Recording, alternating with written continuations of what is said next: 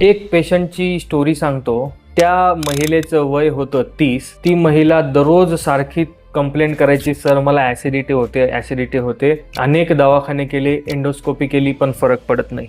मग खरोखर आम्ही होमिओपॅथीमध्ये तिचं कारण बघितलं तर तिचं कारण असं होतं की ती सारखा काही ना काही विचार जास्त करायची, अति काळजी करायची. नवरा बाहेर गेला की तिला टेन्शन व्हायचं, अगं बाबा यांना खूप विश्वास झाला, काही झालं तर नाही. मुलं बाहेर गेले, लवकर शाळेतून आले, त्याचं तिला टेन्शन यायचं.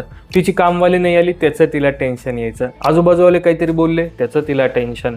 नंतर तिचे नातेवाईक काहीतरी बोलले, त्याचं तिला टेन्शन. हे सारख्या छोट्या टेन्शन मेंदूमध्ये, डोक्यामध्ये जाऊन सबकॉन्शियसली तो स्ट्रेस निर्माण करतो आणि तोच स्ट्रेस आपल्या शरीरामध्ये अनेक आजार निर्माण करतो.